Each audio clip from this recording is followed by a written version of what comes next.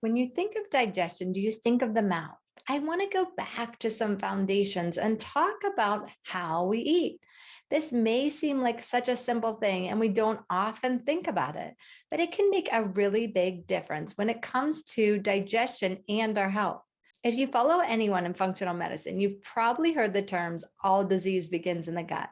And this can be from many factors, but it's important to know that we're not just what we eat.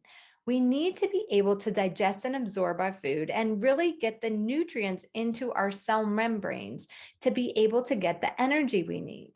Healthy digestion has many components, and sometimes we want to look upstream and we want to get fixes like supplements and medication. And sometimes this is necessary. We can't eat our way out of a parasite, but we often just brush foundational things off, like how we're actually eating. And those can make a big difference when we go back to some of those foundations.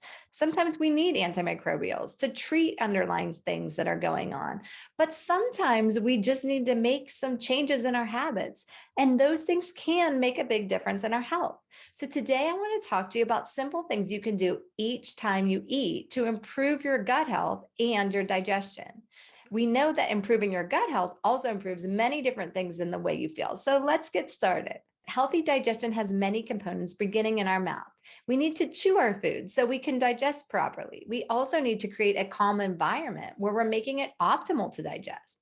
There are many things that can interrupt this process. So if you're stressed while you're eating, if you're not chewing your food, if you're chugging drinks while you're eating, and disrupting the saliva that needs to be produced, this can all affect how food enters your stomach and set you up not to digest well.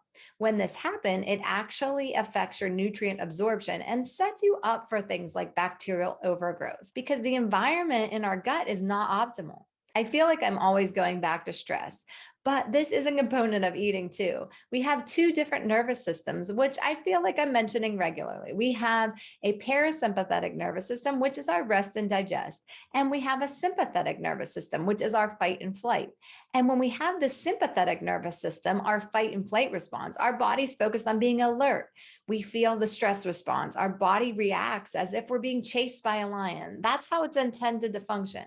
And it's not smart enough to be able to tell the difference between having things to do, rush to get to your next appointment, eat on the go, and a real immediate threat. So it swings into the sympathetic nervous system to actually protect you from danger. And when this happens, we get increased focus and alertness. We get increased metabolic activities, and we're really preparing for an emergency. Our blood goes to our limbs and our pupils dilate, and it's actually a response for survival, but it's not ideal for eating. It's not intended to be long-term, and especially not when you're consuming foods. The other nervous system in our body is our parasympathetic, our rest and digest system, which relaxes our external muscles and increases our functions for digestive activities. It's designed to be our primary state. You want to be there when you're eating. So taking time to chew your food and relax and enjoy it and savor it can often set you up for optimal digestion. So let's go back to how digestion really works. Digestion actually starts in the mouth when we chew our foods.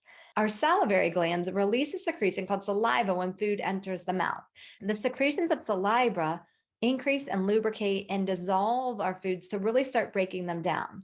You also have mucous membranes in the mouth that contain more salivary glands and contribute to saliva production.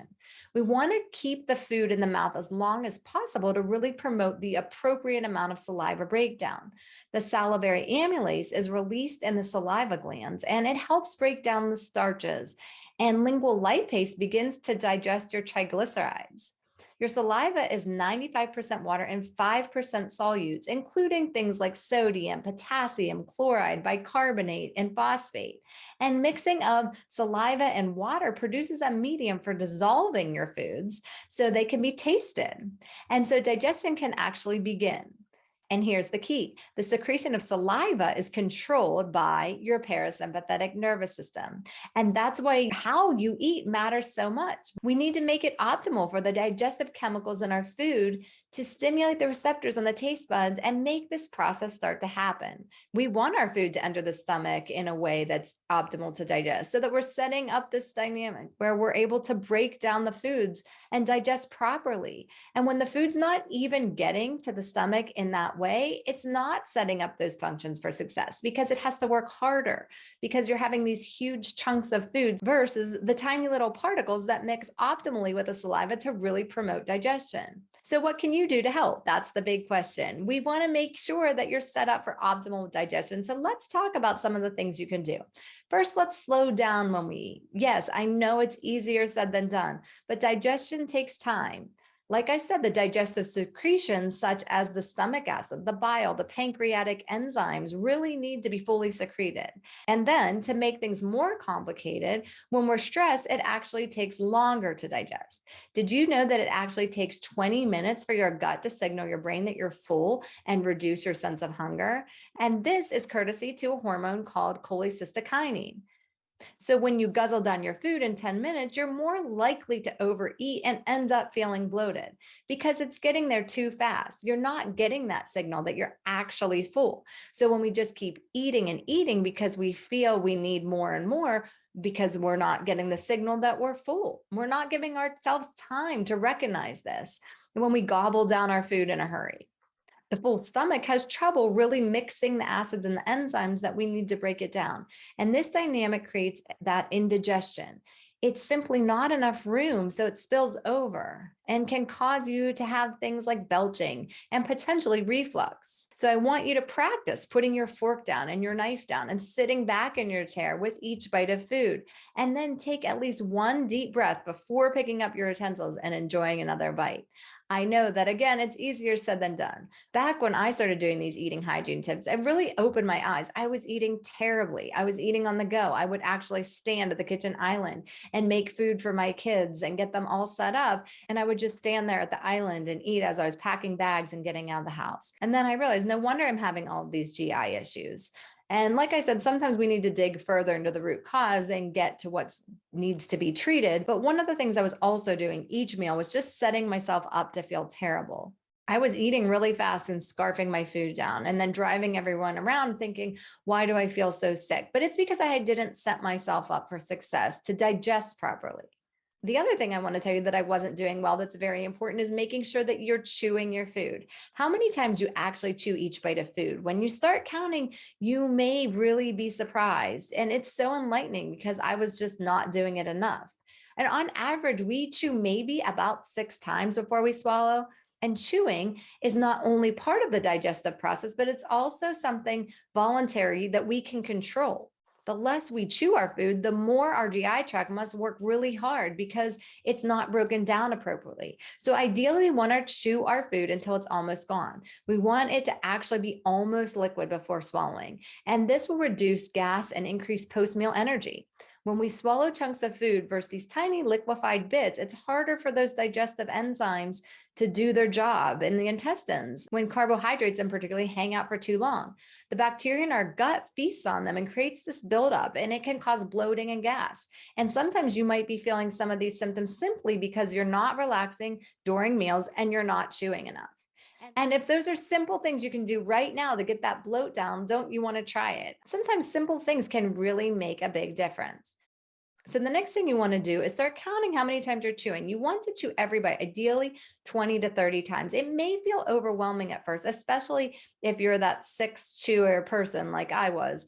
But once you get used to it, it becomes easy. That's just your new pattern. You now know how to chew, and you can chew your food till it's pretty much liquid and it's easier to digest. If you feel like you need to swallow it beforehand because you're not used to chewing this many times, you can actually move it to the side of your mouth and swallow some saliva and keep chewing till you get used to it. That's something to help you change the process. But I do think once you realize how many times you chew, you may be shocked. It might be an eye opener.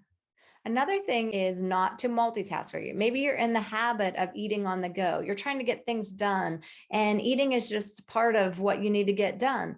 But we really need to be in that parasympathetic nervous system, in that rest and digest when we eat. And when we're in that sympathetic nervous system, you're sending blood away from the stomach. So you're saying you're ready to run. You're not setting yourself up to digest. And when we eat this way, it just doesn't allow our nervous system to relax and move into that parasympathetic place. So one thing you can do is plan your meals. It may help you literally put them in your calendar when you're going to eat, what you're going to eat. If you have a plan and you create this space, you'll have time to do it. So just try not to eat on the go and try to actually sit down. Another thing you can do is breathe through your meal. You actually want to take a deep breath in between bites. I want you to be intentional when you're eating and really think about some of these steps. One of the things that we know gets our body back into the parasympathetic is deep breath. So sometimes just thinking about how you feel, if you're stressed when you're eating, if you've been used to eating on the go, just sit there and take a deep breath and be in a calm place before you take your first bite. Another thing you can do, which may surprise you, is cut back on liquids during meals.